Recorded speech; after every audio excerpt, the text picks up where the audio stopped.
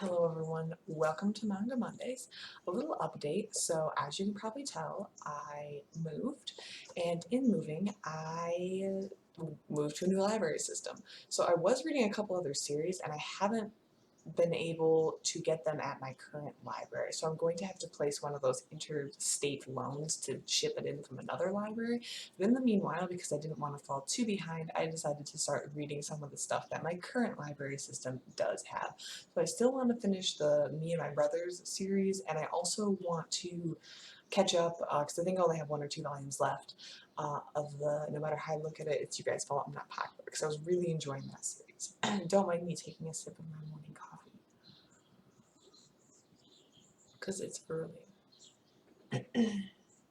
Anyways, today I'm going to be reviewing a very bizarre book that I read. We'll just start with that.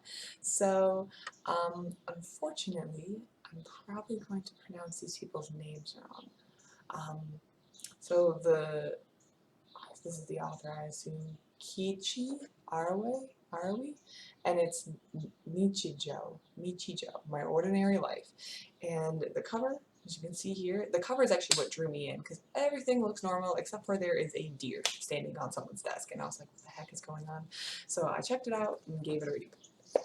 The first overall impression of me reading this book was it was very, very bizarre.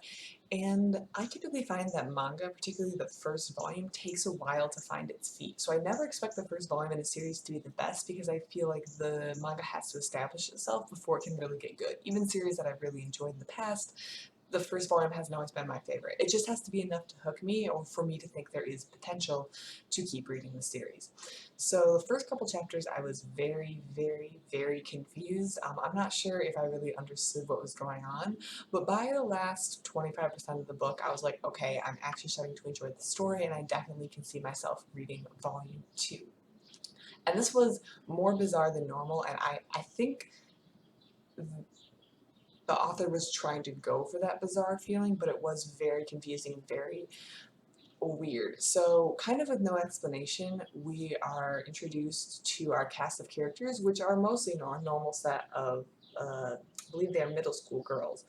But Nano over here, as you can see by the key in her back, is a robot, and that's never really addressed why or why anyone's not saying anything. And she's built by a child, apparently. A child who she calls Professor, who's kind of a little off. And then we have Mio and Yuko and Mai.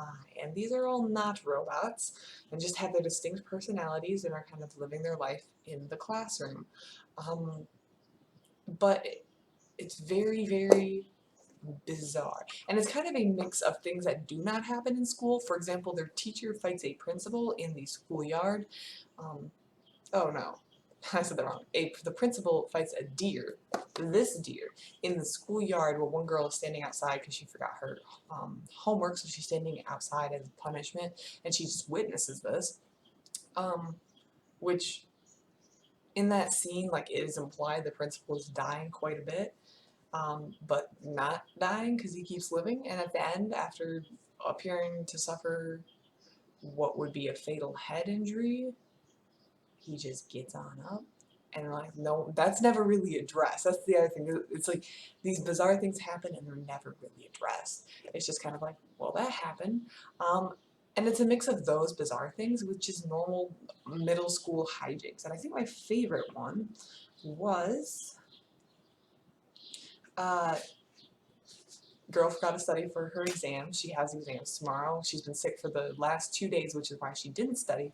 So her mom was like, you better start studying because you need to pass these exams. So she decides she's going to try to make herself sick. So she like tries to take an ice bath and sleep in the ice cold room. Unfortunately, that makes her feel better. And then she tries to light the thermometer on fire. Here we go. To get out to make a higher temperature reading so she can get out of school, and in the process breaks the thermometer, and in her panic tries to tell her mother that she has a fever of 191 and that's why she can't go to school, which the human body does not go to 191 degrees. So Yeah, that was interesting. And that's like normal, like pretending to be 60 about taking your exams. Like that's normal high school stuff. There was a lot of little fun moments, such as people trying to build a card tower in silence, but then there's just a cat in the school, and no one's really knows what Nano's up to. At one point, the professor has installed food storage in her forehead and arm.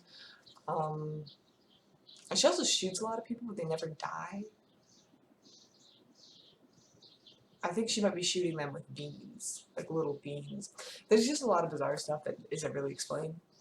Anyways, I'm kind of just explaining how bizarre it is. I think you really have to read it to understand the mix between regular school hijinks and bizarre that this book actually has. So overall, I wound up giving this book 3 stars, which isn't unusual for a first volume manga, um, just because I do think they always, or in my experience, they tend to take a volume or two to find their feet before I really start to enjoy it. It's interesting enough where I'm definitely going to get volume 2, which my library does have, but someone else currently has out at the moment.